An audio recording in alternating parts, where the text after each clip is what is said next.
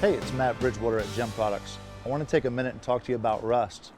Yes, stainless steel will rust or will actually just bleed if it's not installed properly, if you use the wrong fasteners, or if you clean it with a chemical that's not intended to be used with stainless steel.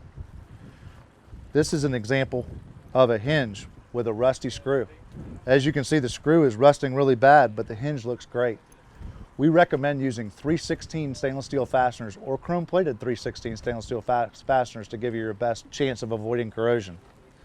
The other thing that will cause corrosion is if there's not a gasket used.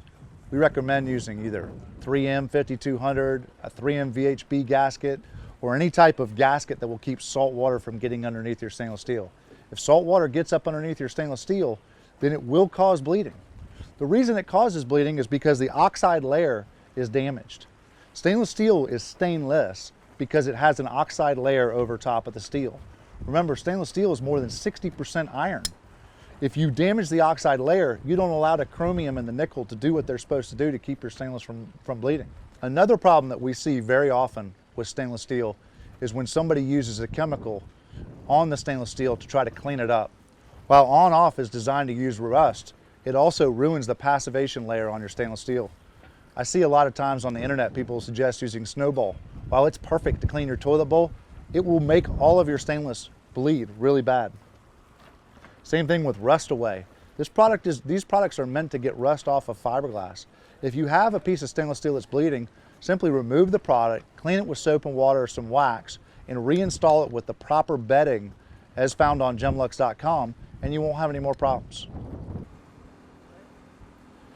Hey guys, we're down here at a boat. It's actually a rental boat in St. Augustine.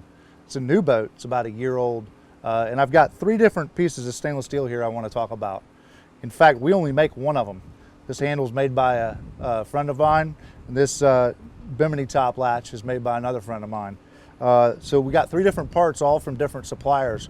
And the one thing they have in common is they all have got a ring of corrosion or bleeding stainless steel coming out of them. This really isn't the stainless steel's fault.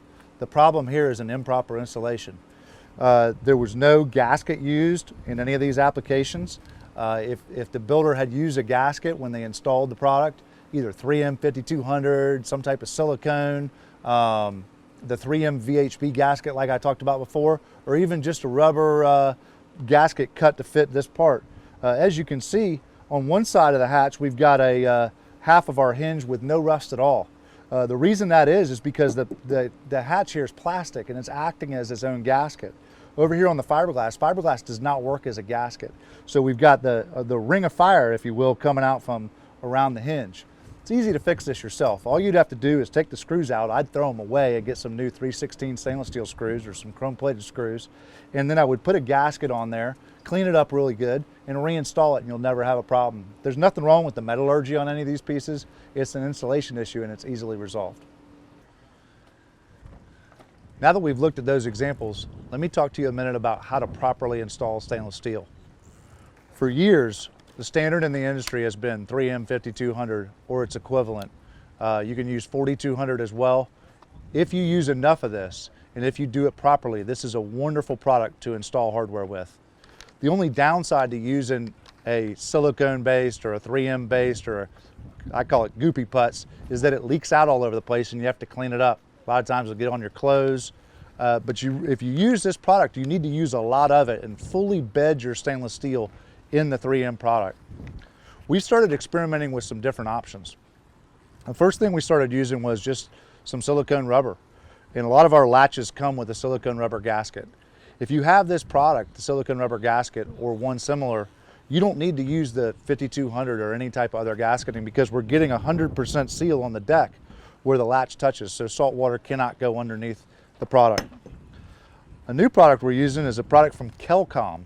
Kelcom is a marine industry gasket company. They CNC cut or laser jet cut the gaskets to any shape or size.